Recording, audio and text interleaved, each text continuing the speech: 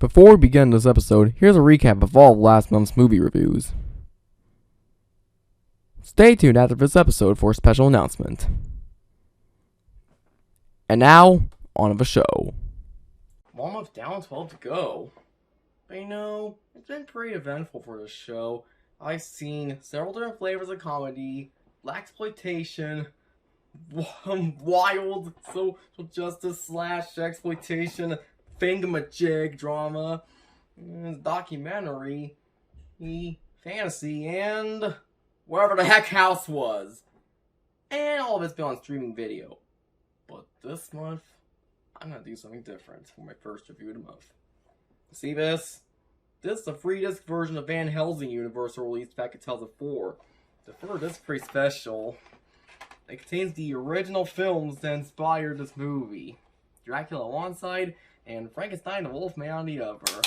Like so.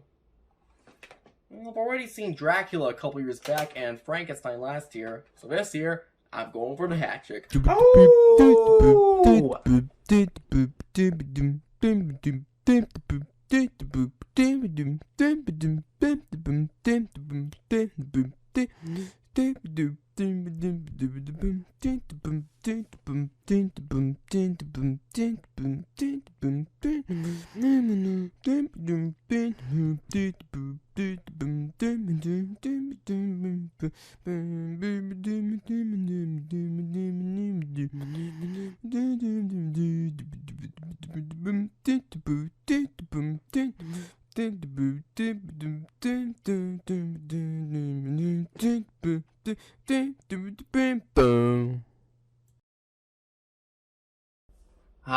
Wolfman. Now, George Wagner's film was the first time Universal put out something involving werewolves. That would be 1935's Werewolf of London. But it helped to add another memorable character to our legendary stable of monsters, a roast gallery that had already seen Dracula, Frankenstein, the Mummy, and Invisible Man. In fact, this particular werewolf's only ever appearance was in Frankenstein Meets the Wolfman 2 years later, because Universal's monsters had their own shared universe, so why not? Here's how the Wolfman goes. Lon Chaney Jr. plays Larry Talbot, who arrives back in Wales after his brother's death, and later that day, Wu's antique market clerk Gwen, played by Evelyn Akers. That night, they go to have their forts read, and simultaneously a wolf attacks. So what does Larry do? Kill Silver Cane he bought earlier that day. Unfortunately, Larry gets bitten, and found nobody will believe him, it is later revealed that he actually killed a werewolf. A human could change the wolf. As the saying goes, even the man who is pure in heart and says his prayers by night may become a wolf when the wolfbane blooms and the moon's bright. So as it turns out, all the signs are shown, plus the pentagram appearing on the victim's hand, and he becomes a Wolfman.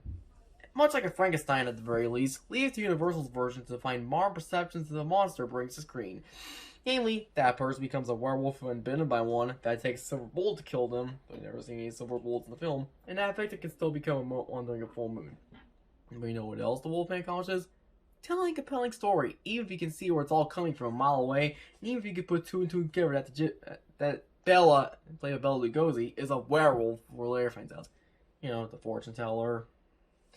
Like the other two I've seen in Universal Monster movies, that is, it's central performance in the man playing the monster, but unlike Bela Lugosi or in Dracula and Boris Karl Frankenstein, Lon Chaney Jr. performs a very, shall we say, emotive one. He doesn't know he's a werewolf, but at the same time he kinda does, and that shows in his performance. Look at his face when he shows up at the funeral at the 50-minute mark. That's the face of a man who feels remorse over what he is unknowingly doing to what he knowingly did to the man he killed the previous night while a wolf. Plays well as Shane Tallis as an actor. In fact, the whole supporting cast, including Claude the Invisible Man Rains' father, does a fine job of what they're given. It's all stylishly shot to boots and has some great effects from 1941. In the end, The Wolfman is another deserved classic I'm happy to give an 8 out of 10. That's it for this edition of First Impressions.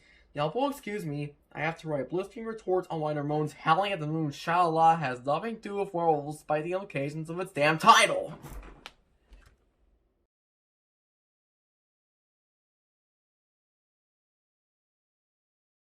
Hello, fellow viewers. For the past month I've been doing this, I've been calling to my own shots on what movies to see. Now, it's your turn. That's why I'm establishing my first ever First Impressions viewer poll! Which is such a special occasion, I even brought back the lie you saw in the earliest episodes. So, since I don't have a community tab, I can't do a proper poll, so I encourage you to sound off in the comments on what you think I should see next from any of these five. Our first choice, Colossal, the episode I almost did as a part of a double feature with the Beastmaster.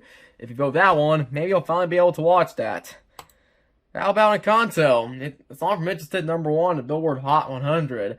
Vote that, and I'll finally be able to talk about that one, too. Just see what all the fuss is about. When you've seen the DVD opening, and if you vote the group, I'll have to talk about that one as well. In the mood to see a war movie cover on the show? You're in luck. Patton is also one of the choices.